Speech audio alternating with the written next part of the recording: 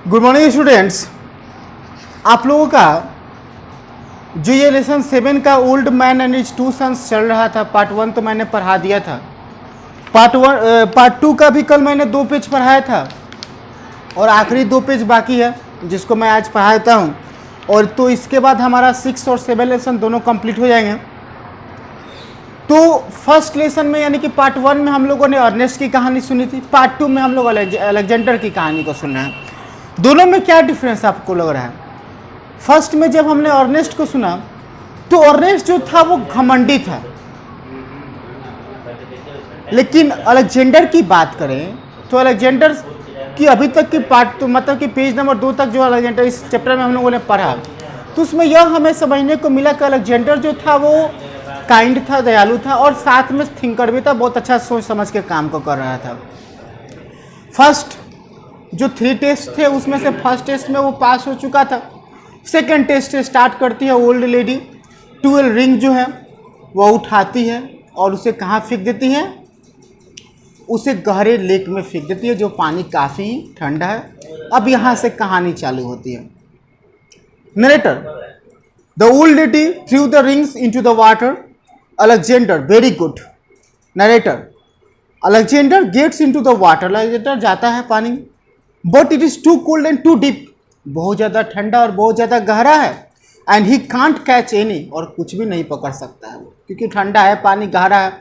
Alexander कोशिश करता है लेकिन एक भी रिंग नहीं प्राप्त कर पाता है। Then he saw something moving inside the water. तो देखता है कि पानी के अंदर कुछ मूव कर रहा है। They were the duck who came to help him because he share a little of piece bread with them. या वही बतख थे जब अलेक्जेंडर घर से निकला था, रास्ते में उन्हें मिले थे तो अलेक्जेंडर ने उन्हें हेल्प किया था, अपने पीस ऑफ ब्रेड देकर, रोटी का टुकड़ा देकर उन्हें खाने में मदद किया था, जो उसकी मदद के लिए अब वहाँ पे अपीयर हो गए थे। Alexander, thank you my good friends, now I have all 12 rings. कहता है धन्यवाद मेरे दोस्तों, मुझे मेरे 12 रिंग जो टेस्ट में थे कि मुझे कैच करने हैं, निकालने हैं डीप से, वो मुझे मिल गए। Narrator, when he got out of the water he went straight to see the old lady. पानी से निकलता है और सीधा वो बूढ़ी महिला से मिलने के लिए वो जाता है। Old lady, oh good Alexander, हाँ हाँ, नाउ फॉलो मी। बहुत अच्छा अलेक्जेंडर, तुम बहुत अच्छे जा रहे हो, अब मेरा अनुसरण करो, यानी कि अब मेरा पीछा करो। Narrator, the old lady explained Alexander about the third test. Narrator, old lady जो है वो अलेक्जेंडर को बताती है तीनों टेस्ट के बारे में, थर्ड टेस्ट के बारे में समझाती है, क्योंकि फर्स्ट 2 टेस्ट तो वो पास कर चुका है, तो थर्ड टेस्ट के बारे में उसको समझाती है। When he was looking at the 3 silhouettes, he could not figure out which one was the princess. तीनों जो रखे गए हैं छायावृत, उनको देखता है अलेक्जेंडर, लेकिन देखने के बाद क्लियरिफाई नहीं कर पाता कि कौन सी प्रिंसेस होगी। सोच में डूबता है, सोचता है, क्योंकि उन्हें अलेक्जेंडर को वो सभी सेम की तरह दिखते हैं, यानी कि एक जैसे दिखते हैं। Old lady, think Alexander, think, सोचो, which one of is the princess, इसमें से राजकुमारी कौन है? Alexander, I don't know which one to choose. मैं नहीं जानता कि मैं किसको चूज करूँ, क्योंकि डिसाइड ही नहीं कर पा रहा था कि हु इज उन तीनों में से कौन सा प्रिंसेस है, डिसाइड नहीं कर पा रहा था। Return, suddenly 100 of bees entered throwing the window and flew around the middle silhouette. 100 से ऊपर मधुमक्खियाँ आती हैं। मधुमक्खियाँ कौन? जब अलेक्जेंडर घर से निकला था रास्ते में तो उन्होंने मधुमक्खियों को हेल्प किया था, वो आती हैं और सेकंड सिलहट के पास चक्कर लगाना चालू करते हैं, इंडिकेट करते कि ये प्रिंसेस है। Alexander, it is the middle one and I hope I am right. Alexander कहता है कि मध्य में जो है ना वही है, मैं सही हो सकता हूँ। Old lady, oh the one in the middle, uncover your self. हाँ जी, ये तो बात सही है कि अनकवर योर सेल्फ, इसी को हटाया जाए। Narrator, the white seat fell to the ground and the princess appeared. जैसे ऊपर से ऊंचे वो जो वाइट सीट जो है ना, जो उजली चादर है, हटाई जाती है, प्रिंसेस वहाँ पे आ जाती है। Princess, thank you Alexander for rescue me. धन्यवाद, I am glad it was you. मैं आपको देखकर यहाँ पे बहुत खुश हूँ, आपने मुझे रेस्क्यू किया, नहीं कि आपने मुझे बचाया। Later, then they heard the dragon speaking from the tower. तब सुनता है अलेक्जेंडर कि ड्रैगन जो है ना टावर के ऊपर चढ़कर जोर से चिल्लाता है।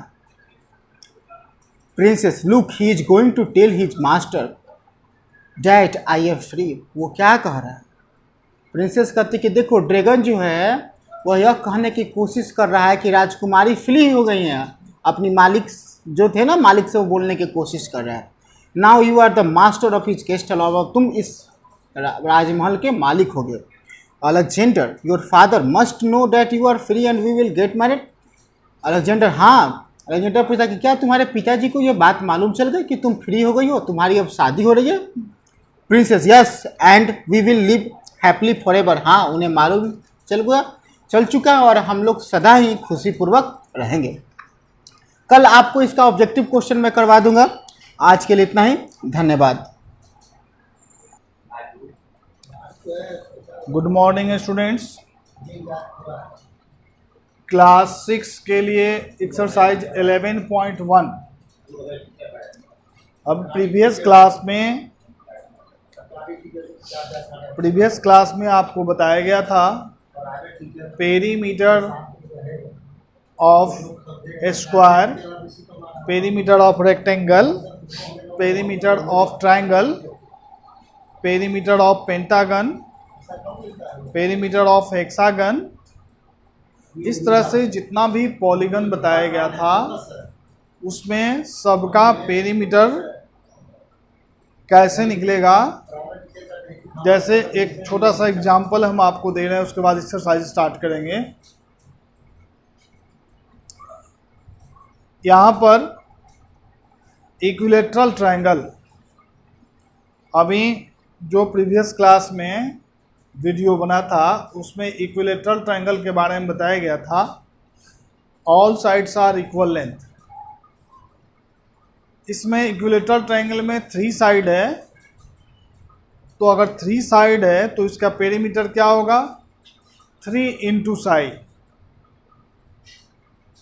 उसी प्रकार स्क्वायर है, 4 साइड है तो 4 इंटू साइड। पेंटागन है, 5 साइड है तो 5 इंटू साइड। हेक्सागन है, साइड 6 है तो 6 इंटू साइड। हेप्टागन है, 7 साइड है तो 7 इंटू साइड। ऑक्टागन है, 8 साइड है तो 8 इंटू साइड। और नोनागन है।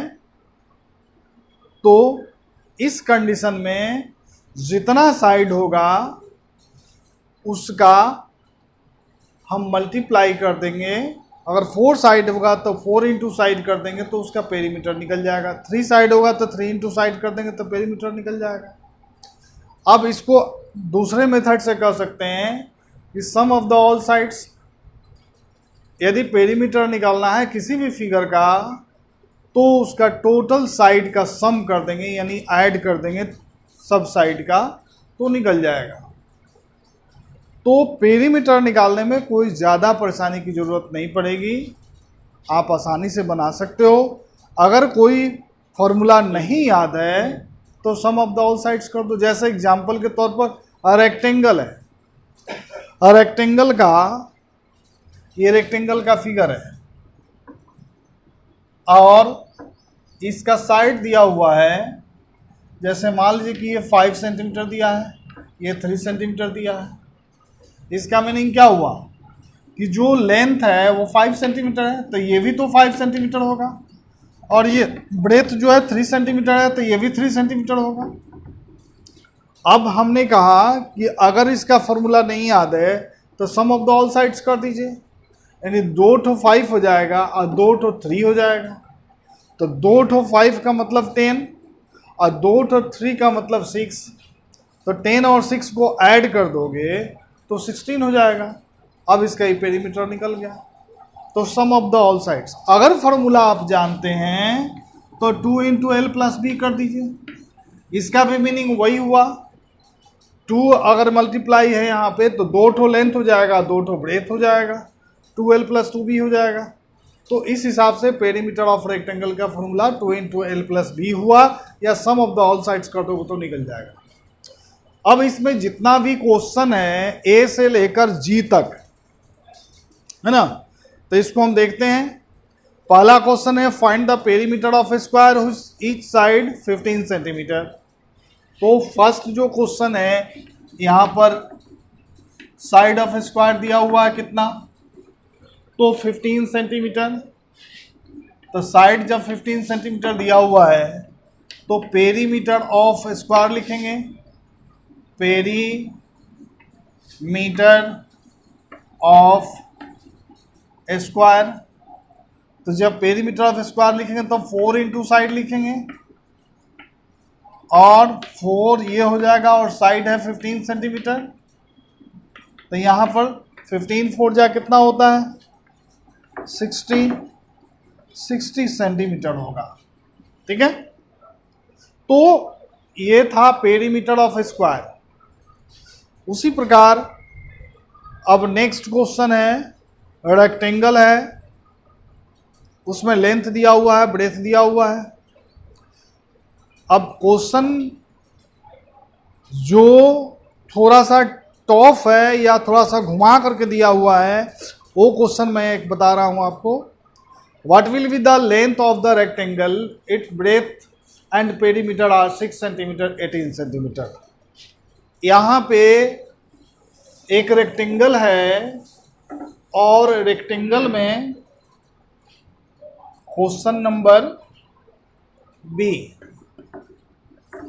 आप इस फिगर को देखेंगे, एक रेक्टेंगल दिया हुआ है और इस रेक्टेंगल में क्या क्या दिया हुआ है, तो ब्रेथ दिया हुआ है 6 सेंटीमीटर, ब्रेथ ये हो गया 6 सेंटीमीटर, और पेरीमीटर दिया हुआ है, पेरीमीटर दिया हुआ है कितना, तो 18 सेंटीमीटर, 18 सेंटीमीटर। अब आपको लेंथ निकालना है। क्या निकालना है, लेंथ निकालना है। तो सीधी सी बात है कि आप लिखेंगे पेरीमीटर ऑफ अ रेक्टेंगल, लिख लिए। फॉर्मूला क्या होता है, 2 into L plus B, length plus breadth होता है। अब आप देखिएगा कि जहां पे पेरीमीटर ऑफ रेक्टेंगल लिखा हुआ है उस स्थान पर आप लिखिएगा 18 सेंटीमीटर। क्या लिखिएगा, 18 सेंटीमीटर। ठीक है, आपने लिख दिया 18 centimetre.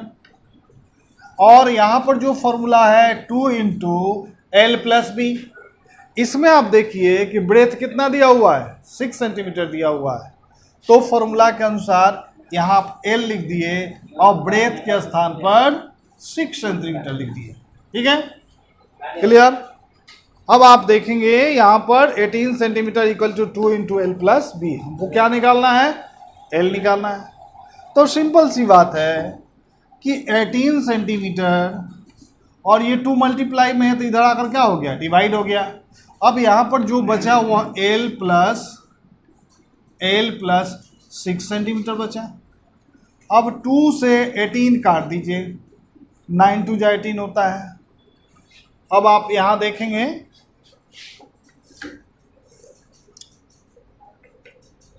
9 centimetre equal to L plus 6 centimetre. अब क्या निकालना है हमको, एल निकालना है, लेंथ निकालना है।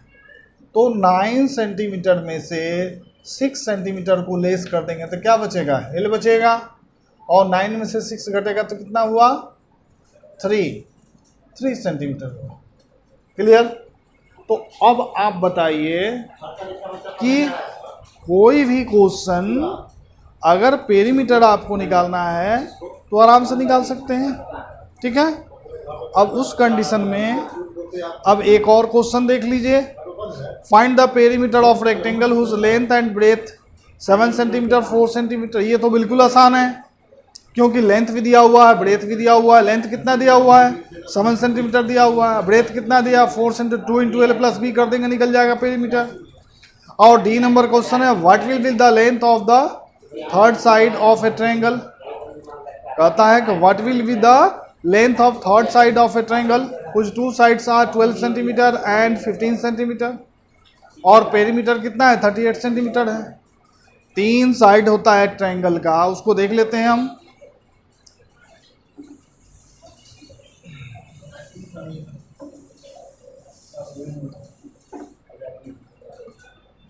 अभी क्वेश्चन नंबर डी में देखिए, perimeter of triangle equal to sum of the all sides. अगर ट्रायंगल का आप पेरीमीटर निकालते हैं तो sum of the all sides कर दो। अब यहाँ पे जो क्वेश्चन दिया हुआ है उसमें थर्ड साइड निकालना है। 2 साइड दिया हुआ है 12 सेंटीमीटर एंड 15 सेंटीमीटर। अब यहाँ पर देखिएगा, ये आपका फिगर एक बना देते हैं हम। Suppose that A B C, ठीक है, और इसमें 2 साइड दे दीजिए। कौन कौन दीजिएगा? 12 सेंटीमीटर, 15 सेंटीमीटर। मान लीजिए कि ये 12 सेंटीमीटर है और ये 15 सेंटीमीटर दिया हुआ है, और पेरीमीटर कितना दिया हुआ है? 38 सेंटीमीटर दिया हुआ है। अब यहाँ पेरीमीटर ऑफ ट्रायंगल जब लिखिएगा तो यहाँ पर 38 सेंटीमीटर पेरीमीटर हो गया, और सम ऑफ द ऑल साइड्स यानी 12 सेंटीमीटर प्लस 15 सेंटीमीटर, और प्लस यहाँ पे जो BC है उसको BC दे दिए, थर्ड साइड हो गया।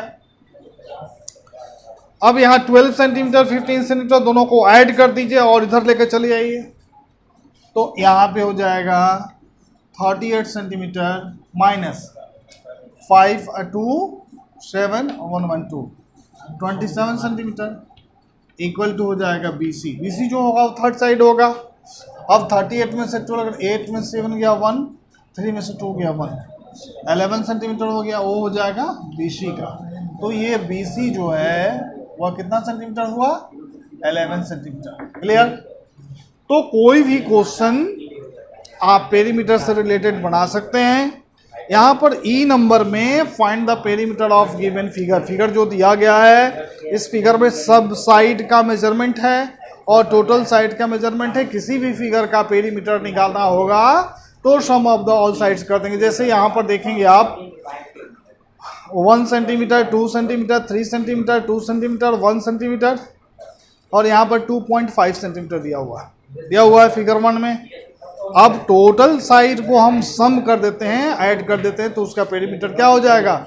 निकल जाएगा। यानी ये जो क्वेश्चन वो 1 centimetre plus 2 centimetre 3 centimetre plus 3 6 centimetre, 6 और 3 9 सेंटीमीटर, अब प्लस 2.5 तो 9 टू 11.5 सेंटीमीटर इसका पेरीमीटर होगा। फर्स्ट फिगर का 11.5 सेंटीमीटर। क्लियर हो गया? अब ये जो लंबा फिगर है इसमें भी आपको पेरीमीटर निकालना है, आप निकाल सकते हो। 8 नंबर क्वेश्चन है, the length of the rectangular field is 100 metre और perimeter 300 metre. What is the breath? अभी जो D नंबर क्वेश्चन बताए थे उसमें आपको लेंथ निकालना था और इसमें आपको क्या निकालना है? ब्रेथ निकालना है। तो ये भी उसी प्रकार क्वेश्चन है। और G नंबर में find the cost of fencing a rectangular park, length 175 metre और breadth 150 metre at the rate of 12 per metre.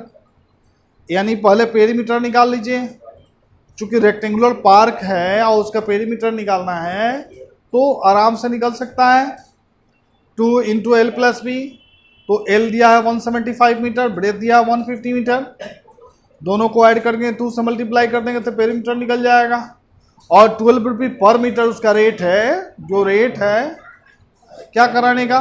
Fencing कराने का जो रेट है वह 12 पर मीटर। 1 मीटर का दाम 12 रुपया है, तो जितना पेरीमीटर आएगा 12 से मल्टीप्लाई कर देंगे निकल जाएगा। तो इस तरह से आपका 11.1 कंप्लीट हुआ।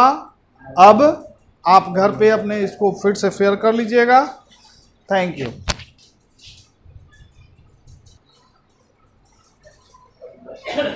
स्टूडेंट्स, क्लास 6 के बच्चे ध्यान देंगे। क्लास 6 में इस सिस्टम हम लोग जियोग्राफी पढ़ रहे थे।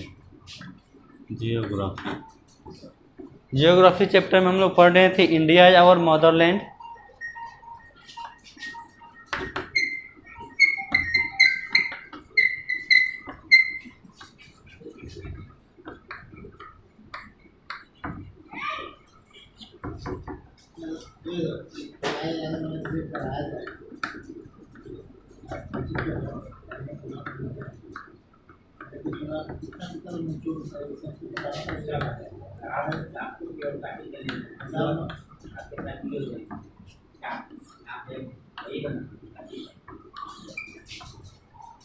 यह हम लोग का जियोग्राफी का 6th chapter India our motherland, Bharat हमारी मातृभूमि।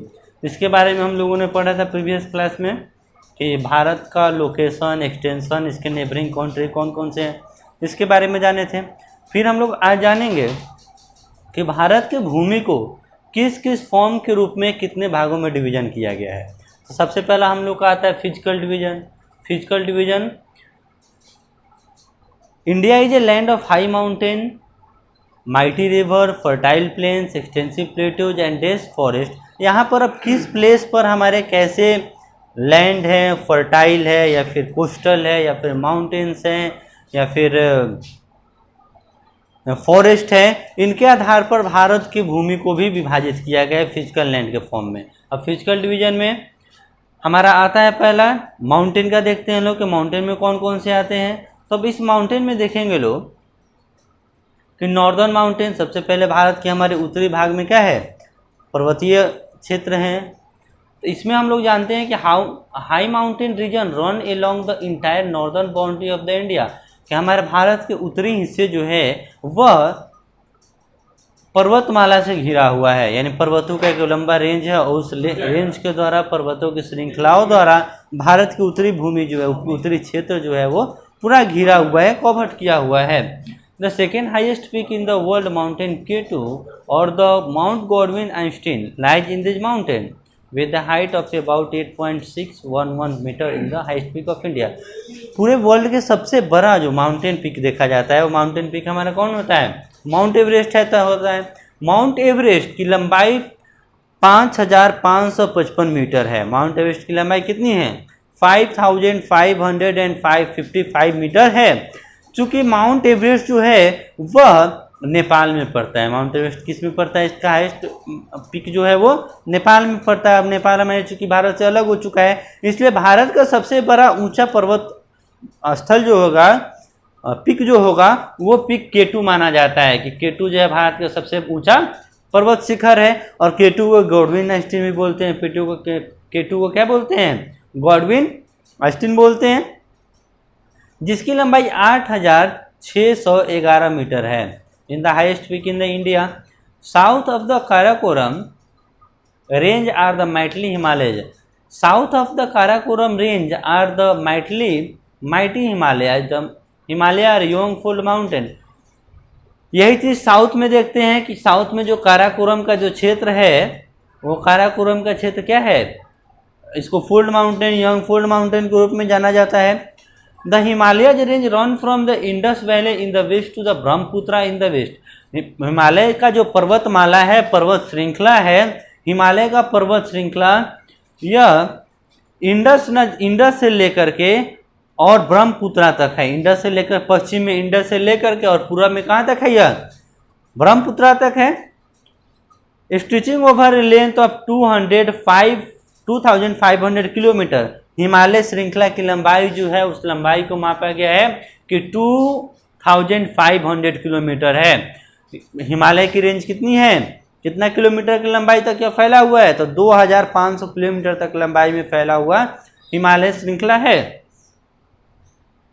The Himalaya consist of the 3 parallel range with the deep narrow valley between them from the north to the south. पर्वतमाला, हिमालय पर्वतमाला के बीच में 3 समानांतर पर्वतमालाएं गुजरी हुई हैं, पर्वत श्रृंखलाएं गुजरी हुई हैं। And this range are the great Himalaya, Himadri, the lesser Himalaya, Himachal and the outer Himalaya Shivalik. इन तीनों पैरेलल जो हिमालय गुजरी हुई है, आपस में जो श्रृंखलाएं तीनों गुजरी हुई हैं, इन तीनों श्रृंखलाओं के अलग अलग नाम दिए गए हैं। और जो पहला उसमें पर्वतमाला गुजरा हुआ है हिमालय का, उसको हिमाद्री के नाम से जाना जाता है। तो याद रखेंगे कि हिमालय के पर्वत श्रृंखला जो है, पहले पैरेलल लाइन जो है उसको किस नाम से जाना जाता है? हिमाद्री के नाम से। दूसरा ऑन द लेजर हिमालय, जिसको हिमाचल भी बोलते हैं। दूसरा मिडिल में जो पर्वत श्रृंखला गुजरी हुई है उसको लेजर हिमालय बोलते हैं या फिर हिमाचल के नाम से जानते हैं। थर्ड जो आता है, थर्ड हिमालय का जो पर्वत श्रृंखला है जो पैरेलल है वो है आउटर हिमालय, सबसे बाहरी बाहरी श्रृंखला पर्वत का, और इसको बोला जाता है शिवालिका। इसको क्या बोला जाता है? शिवालिका बोला जाता है। The mountain decrease in the height from the west to the east, जैसे जैसे पश्चिम से पूरब की ओर हिमालय का दूरी बढ़ते जाता है वैसे वैसे उनकी हाइटें भी घटती जाती है। तो याद रखेंगे सबसे हाइट पर्वतमाला में, हिमालय पर्वतमाला में किस तरफ में है? तो पश्चिमी भाग में है, और पश्चिम से जैसे पूरब की ओर बढ़ती जाती है उनकी हाइट आपस में क्या होती जाती है? धीरे धीरे कम होते चली जाती हैं। यानी पहले रेंज इतना होगा, फिर वेस्ट की तरफ से और ईस्ट की तरफ जाएंगी तो थोड़ा कम होते होते इस तरह से घट गया है ये। इसके बाद there are mainly peaks 8,000 metre in the Himalayas and these are the permanently snow covered. Himalaya का बहुत सारा पिक जो है वो माना गया है कि बहुत सारे जगहों पे उसकी पिक जो है 8,000 मीटर माना गया कि 8,000 मीटर तक में क्या है? 8,848 हिमालय का रेंज है। कितना है? माउंट एवरेस्ट का जो हाईएस्ट पीक है वो 8,848 मीटर है। और केटू का कितना है? गॉडविन एस्टीन जो भारत में सबसे बड़ा हिमालय पर्वत है तो उसकी लंबाई 8,611 मीटर है। ये देखेंगे यहाँ पर कि हिमालय पर्वत के बहुत सारे ऐसे पिक उठे हुए हैं जिनकी लंबाई जो है वो 8,000 मीटर तक में फैला हुआ है। 8,000 मीटर तक में फैला हुआ है तो ऊपर का बहुत सारा उनका पार्ट जो होता है स्नो से ढका होता है। स्नो से क्या हुआ रहता है? ढका रहता है। अब ये चीज़ देखेंगे स्नो से ढका क्यों रहता है। तो याद रखेंगे कि पृथ्वी की सतह पे जितना टेम्परेचर होता है, हम लोग जैसे जैसे ऊपर जाते हैं तो एक निश्चित परहैप्स अप्रॉक्स 165 मीटर रेंज पर 1 डिग्री तापक्रम घटता है। 165 डिग्री रेंज पर कितना डिग्री का तापक्रम घटता है? 1 डिग्री का तापक्रम घटता है। उसी के अकॉर्डिंग ऊपर पर माउंटेन पर पाया गया है कि माउंटेन हिमालय पर्वत के जो ऊपरी रेंज है बहुत सारे उसके पिक जो हैं वो स्नो से ढके होते हैं। स्नो से क्यों ढके होते हैं? क्योंकि जो टेम्परेचर होता है हमारी सतह पे जितना रहता है उतनी हाईएस्ट ऊपर एबव नहीं जाते हैं। यह 1-1 डिग्री घटते जाता है हमारे जब तक स्ट्रेटोस्फीयर तक। स्ट्रेटोस्फीयर तक यह होता है 165 डिग्री के ऊंचाई पर 1 डिग्री तापक्रम घटेगा। हो गया? यह था। तो हम क्या जाने कि 8,000 मीटर तक के जितने भी रेंज है वो किसी से ढके रहते हैं? स्नो से ढके रहते हैं। स्नो से क्यों ढके रहते हैं? क्योंकि ऊपर जाने पर उनका टेम्परेचर क्या हो जाता है? कम हो जाता है। And these are permanently snow covered, हमेशा लगभग वर्षों सालों भर वे बर्फ से ही ढके रहते हैं।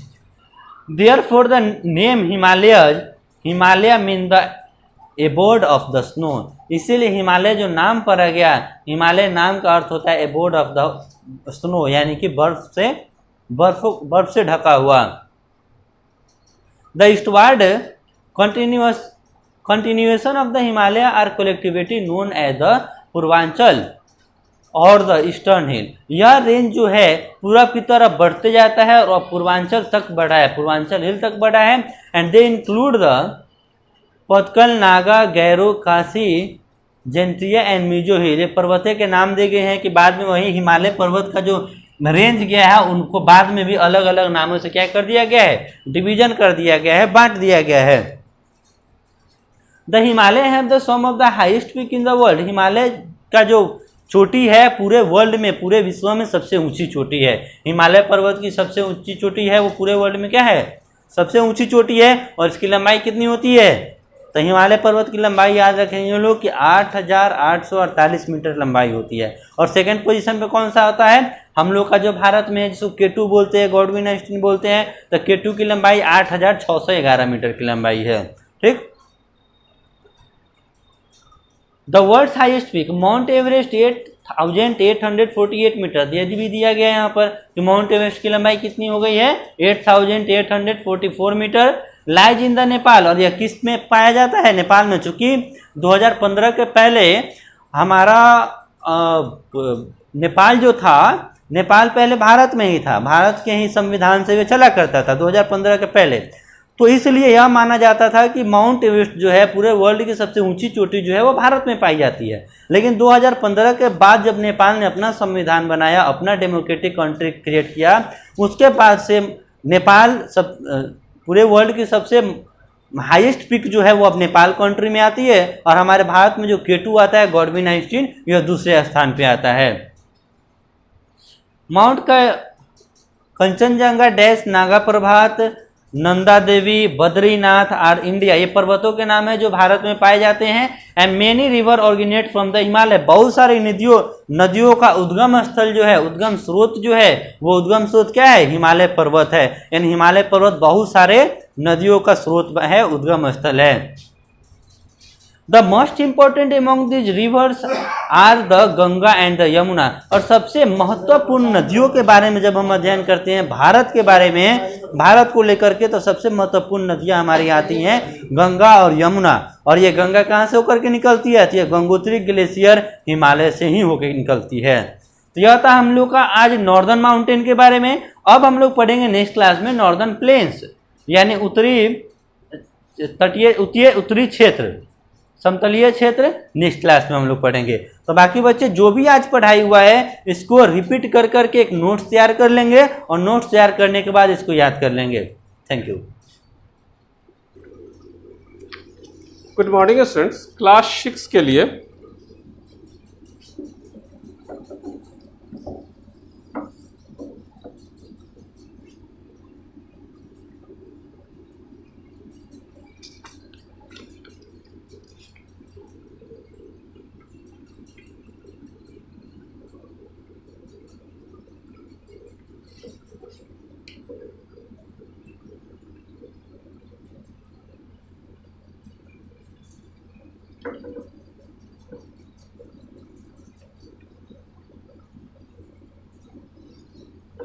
आज हम चर्चा करेंगे पर्पस टू सेपरेटिंग।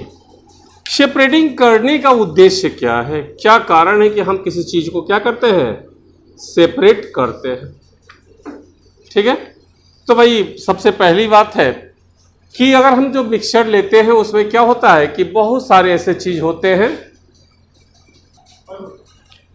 वही हम बात कर रहे थे कि वन और मोर यूजफुल सब्सटेंस, अगर मान लीजिए कोई मिक्सचर है तो उससे हम एक से ज्यादा क्या होता है यूजफुल सब्सटेंस को प्राप्त करने के लिए हम मिक्सचर को सेपरेट करते हैं।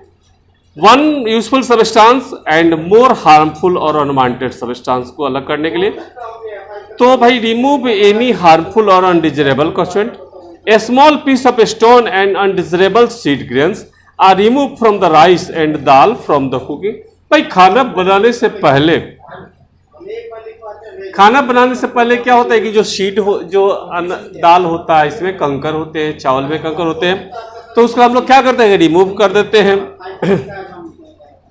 The useless piece of stone and seed grain are thrown away, हम जो यूजलेस पीस होता है स्टोन का, सीड का, तो उसको क्या करते हैं, हटा देते हैं।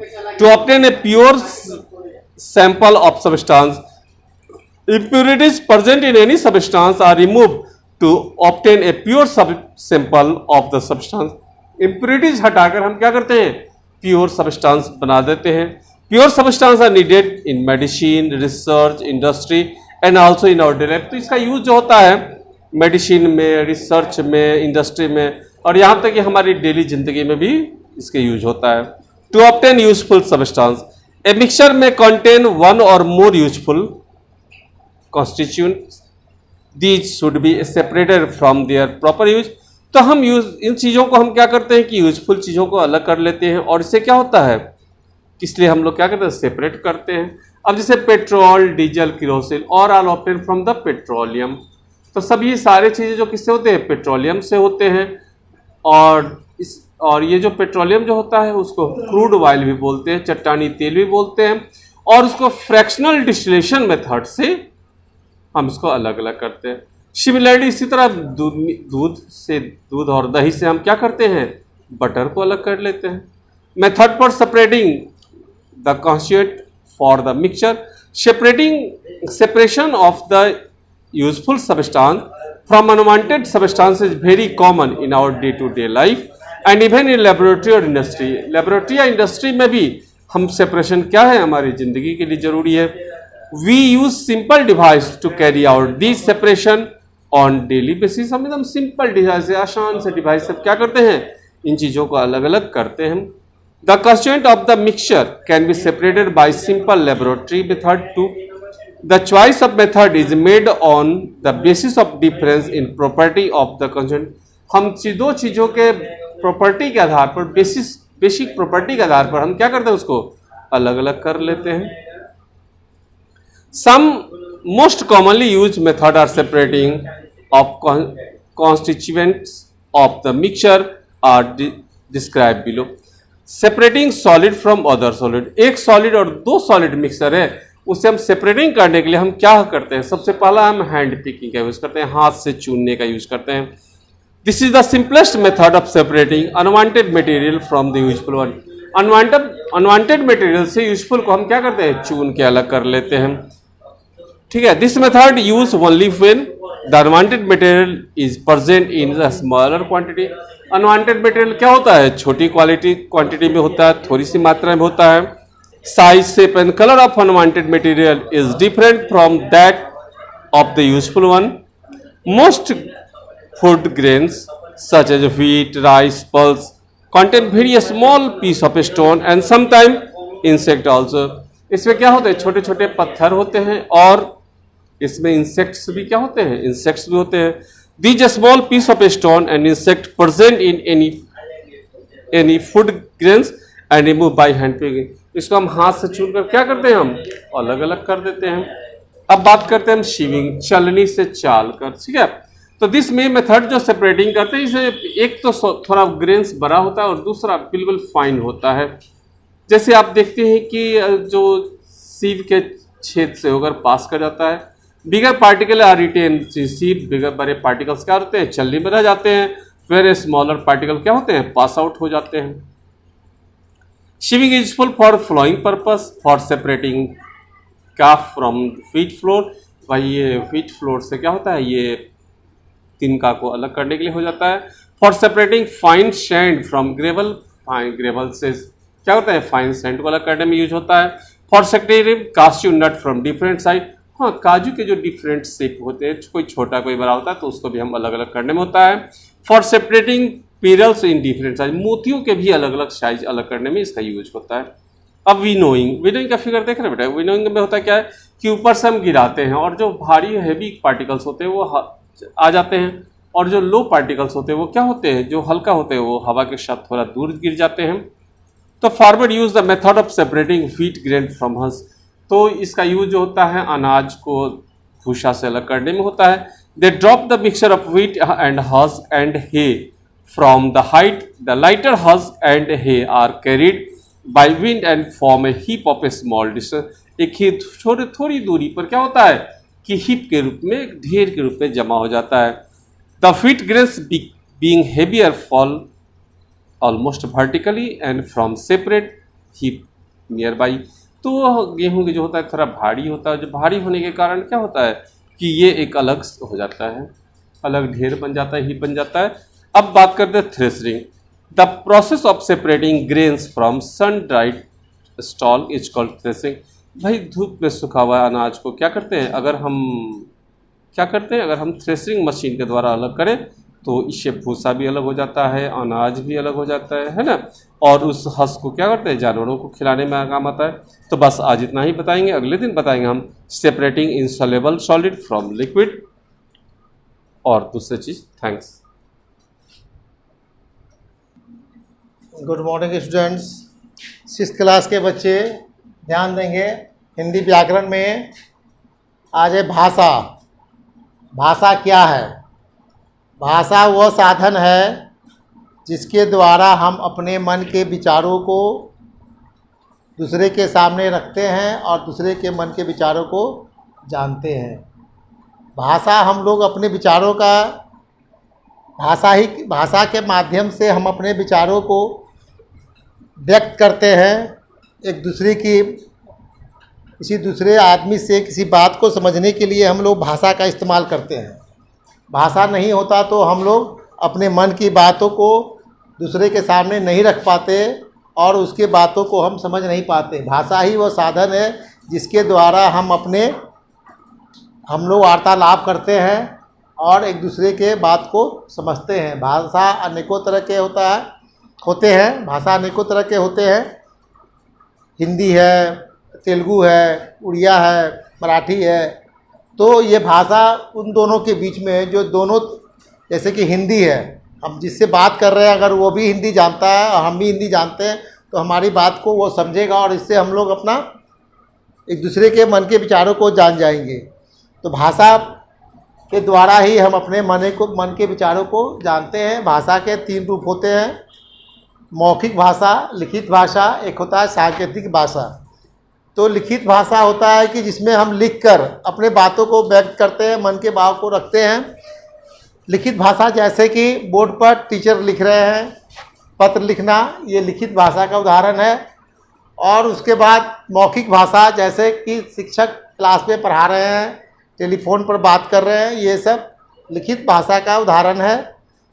अब सांकेतिक भाषा यानी कि इशारा से, हम इशारा से जब बात करते हैं, जैसे स्कूल की घंटी लगना, ट्रेन छूटने वाली है, गार्ड का सीटी मारना, तो ये एक सांकेतिक भाषा है जिसके द्वारा इशारे से हम लोग काम करते हैं। अब है व्याकरण। व्याकरण वो माध्यम है जिसके द्वारा हम शुद्ध लिखना, पढ़ना, बोलना सीखते हैं। व्याकरण ही है जो हमें शुद्ध बोलने का ज्ञान कराता है, कहाँ पर हम गलत बोल रहे हैं, सही बोल रहे हैं, उसको शुद्ध रूप से ज्ञान कराता है। तो व्याकरण के द्वारा ही हम हिंदी में सही बोलना सीखते हैं। व्याकरण के 3 भेद हैं, वर्ण विचार, शब्द विचार, वाक विचार। वर्ण विचार जैसे क, ख, ग, ये क्या है? वर्ण है, तो इसको वर्ण बोलते हैं। वर्ण वो है जिसके हम टुकड़े नहीं कर सकते। और उसके बाद आता है शब्द विचार। जैसे कि वर्ण को जब हम लेंगे, क, ल, म, ये 3 वर्ण हुआ, जब 3 वर्ण को हम एक जगह करेंगे तो ये शब्द बन जाएगा, कलम बन जाएगा। तो हम वर्ण को जब मिलाते हैं तो वो शब्द बन जाता है। जब शब्द को हम मिलाएंगे तो वाक बन जाएगा। शब्दों के सार्थक मेल से वाक बनते हैं। तो वाक जब बनेगा, जैसे मैं पढ़ता हूँ, 3 शब्द है और तीनों शब्द मिला है तो एक सार्थक वाक बना है कि मैं पढ़ता हूँ। ये व्याकरण के 3 भेद, वर्ण विचार, शब्द विचार, वाक विचार। वर्ण मिलेगा तो शब्द बनेगा, शब्द मिलेगा तो वाक बनेगा। आज इतना ही।